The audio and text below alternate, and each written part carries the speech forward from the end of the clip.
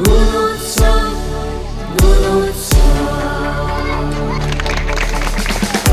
এয়া শিকনৰ উত্তৰণৰ উৎসৱ এয়া শিকনৰ উত্তৰণৰ উৎসৱ পাহাৰ ভৈয়ামতেকেই উষা জিলিকে দুয়োটি লুইতৰ পাৰ পাহাৰ ভৈয়ামতেকেই উষা জিলিকে লুইতৰ দুয়োটি পাৰ গুণোৎসৱ আমাৰ জ্ঞানৰে উৎসৱ যিসকল এই বাসুদেৱ থান অঞ্চলৰ গণ্যমান্য ব্যক্তিসকল অভিভাৱক অভিভাৱিকাসকল আৰু মোৰ মৰমৰ বন্ধু বান্ধৱীসকল সকলোকে পুৱাৰ প্ৰাতঃ সম্ভাষণ জ্ঞাপন কৰিছোঁ। পুৱাৰ উদিত সূৰ্যৰ কিৰণে আপোনালোকৰ জীৱনলৈ কঢ়িয়াই আনক সুখ আৰু শান্তিৰ বতৰা। আজিৰ দিনটো আপোনালোকৰ বাবে শুভ হওক আহিময় হওক তাৰে কামনা কৰি আজি প্ৰাতঃ সভা আৰম্ভ কৰিবলৈ লৈছোঁ। সাৱধান বেচাম আৰামছে সাৱধান ওম শান্তি পাঠনে আৰম্ভ কৰা। বিদ্যালয়খন চাফ চিকুণ কৰি ৰাখিম। আমি শিক্ষাগুৰুৰ জ্যেষ্ঠজনক শ্ৰদ্ধা জনাম। আমি বেয়া বস্তুৰ পৰা আঁতৰত থাকিম। আমি খোৱাৰ আগত চাবোনেৰে ভালদৰে হাত ধুই ল'ম আৰু শোৱাৰ আগত আঠা লগাই শুম। আমি ছাত্ৰ ছাত্ৰীসকল দেশৰ ভৱিষ্যত নাগৰিক। আমি দেশৰ সন্মান অটুট ৰাখিবলৈ চেষ্টাৰ পথত অগ্ৰসৰ হ'ম বুলি সংকল্প ল'লো। পুৱাৰ প্ৰাতঃ সম্ভাষণ জ্ঞাপন কৰিছোঁ। আজিৰ দিনটো সকলোৰে বাবে শুভ হওক মংগলময় হওক তাৰে কামনা কৰি মই আজিৰ দিনটোৰ তাৎপৰ্য বৰ্ণনা কৰিবলৈ আগবাঢ়িছোঁ।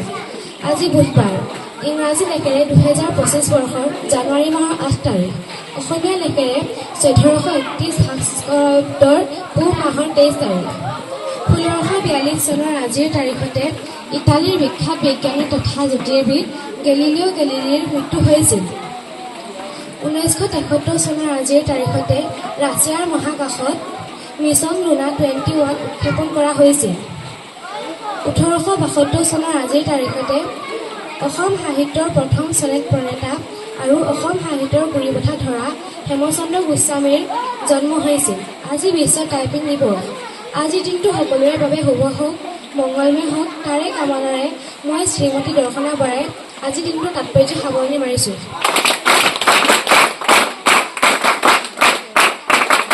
আজি মুখ্য বাতৰিসমূহ হ'ল উমৰাংচুত কয়লা খনিত হেলিকপ্টাৰ নৌ সেনাৰ ডুবোৱাৰ অভিযান তীব্ৰতা পুৱা 7.1 ৰিখটাত ভূমিকম্প শতাধিক লোক নিহতৰ আশংকা কঁপি উঠিল অসমত। তামোলপুৰত বনৰীয়া হাতীৰ উপদ্ৰৱ ঘৰ বাৰী লণ্ডভণ্ড। আজি 2025 বৰ্ষৰ প্ৰথম জিলাৰ সামৰি গুণোৎসৱৰ আৰম্ভ হ'ব। প্ৰথম পৰ্যায়ৰ গুণোৎসৱে 16,056খন বিদ্যালয় 14,11,874 গৰাকী ছাত্ৰ ছাত্ৰীক সামৰি লৈছে।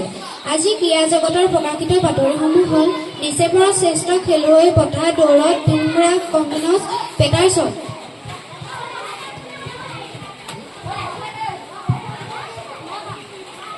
চেম্পিয়নত ট্ৰফিত আফগানিস্তানে খেল বৰ্জন নকৰে ইংলেণ্ডে। আজি মুখ্য বাতৰিসমূহ ইমানেই। Good morning everyone. Today I am going to talk about the father of our nation, Mahatma Gandhi, who is also known as Bapu. His full name is Mohandas Karamchand Gandhi. Gandhiji was born on 2nd October 1869 in Porbandar, Gujarat in India. His father name is Karamchand Gandhi and mother name Putlibai. He was the greatest freedom fighter of the nation or Rashtrapita. He always walked simple dhoti made from khadi. He believed in simple life and high thinking. He is the non-cooperation and non-violence movement to freedom from British rule. Gandhiji died on 30 January 1948. His life story is source of inspiration for all of us. His birthday is celebrated every year as Gandhi Jayanti. Thank you.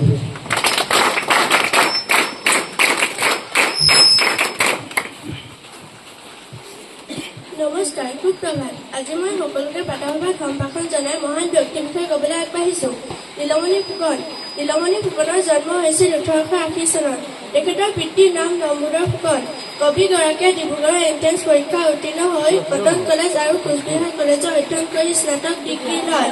Nilmani ফুকনে ডিব্ৰুগড় জয় স্কুলৰ প্ৰথম শিক্ষকতাৰ চাকৰি জীৱনৰ পাতনি মেলে। নীলমণি ফুকনে দৈনিক বাতৰি, সাতদিনীয়া বাতৰি, পাছত ক্ৰমে 9 জন শিশু আলোচনী আদি তেখেতে সম্পাদনা কৰে। মাতৃভাষাৰ সাহিত্য সৃষ্টি আৰম্ভ কৰা নীলমণি ফুকনে সন্ধানী, আহুতি, মৰাদলক কুঁহিপাত আৰু মানৱ প্ৰতিমা কবিতা পুথিৰ উপৰি চিন্তামণি আৰু কলা সাহিত্য নামৰ এক উৎকৃষ্ট প্ৰবন্ধ পুথি ৰচনা কৰিছিল। ককা নীলমণি ফুকনৰ দৰে এগৰাকী বিশিষ্ট কবিৰ বাক পতিতাৰ বাবে তেখেতক বাংমীৰ নামেৰেও জনা যায় আৰু 1977 চনত তেখেতৰ মৃত্যু হয়। আজি মোৰ মহান ব্যক্তিৰ বিষয়ে মানে এখন ভাল কিতাপ নষ্ট কৰা আৰু এজন ভাল মানুহ হত্যা কৰা একে কথা কিন্তু আজি মোৰ মন থকা মানুহে মানে পৰাণ চুটিয়ে হাতৰ সুধিবলৈ ওলাইছো। তোমালোকে উত্তৰবোৰ দিবলৈ চেষ্টা কৰিবা।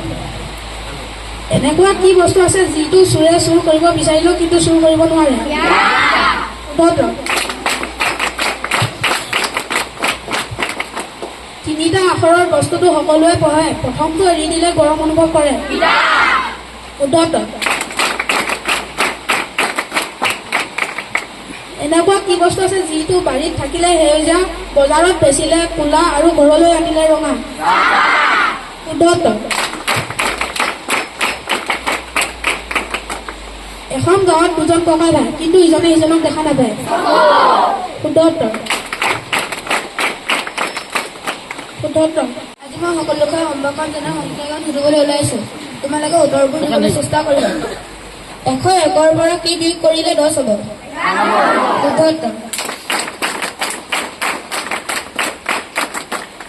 2খন বহীৰ দাম যদি 32 টকা হয়, 3খন বহীৰ দাম কিমান হ'ব?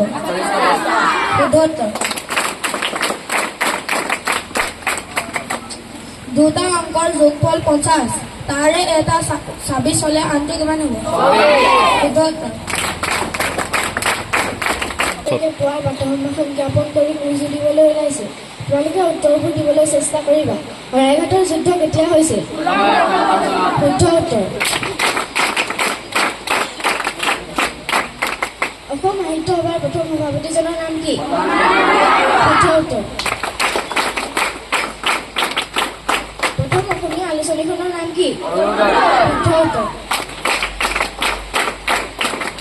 অসমৰ কোনজন খেলুৱৈৰ জন্মদিনটো অভিৰুচি ক্ৰীড়া দিৱস হিচাপে উদযাপন কৰা হয়? শুদ্ধ উত্তৰ। পৃথিৱীৰ সৰ্বমুঠ কিমানখন মহাদেশ আছে? শুদ্ধ উত্তৰ। আজি মোৰ কুইজ ইমানেই।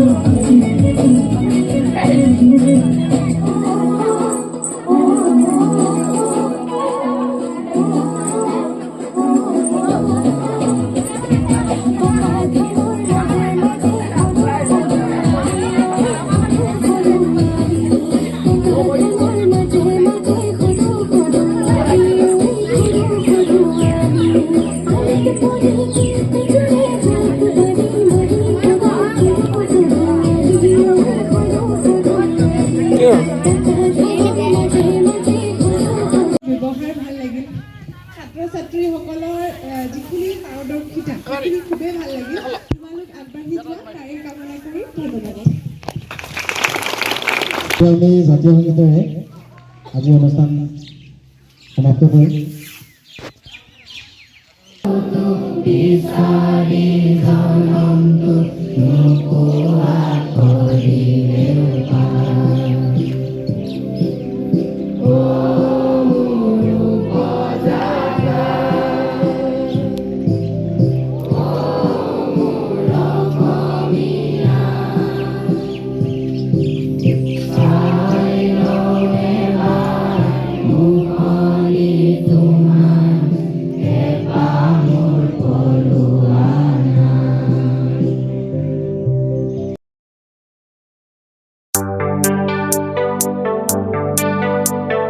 গুণোৎসৱ গুণোৎসৱ গুণোৎসৱ এয়া শিকনৰ উত্তৰণৰ উৎসৱ এয়া শিকনৰ উত্তৰণৰ উৎসৱ পাহাৰ ভৈয়ামতেকেই উষা জিলিকে দুয়োটি লুইতৰ পাৰ আহাৰ ভৈয়ামতেকেই উষা জিলিকে লুইতৰ দুয়োটি পাৰ গুণোৎসৱ আমাৰ জ্ঞানৰে উৎসৱ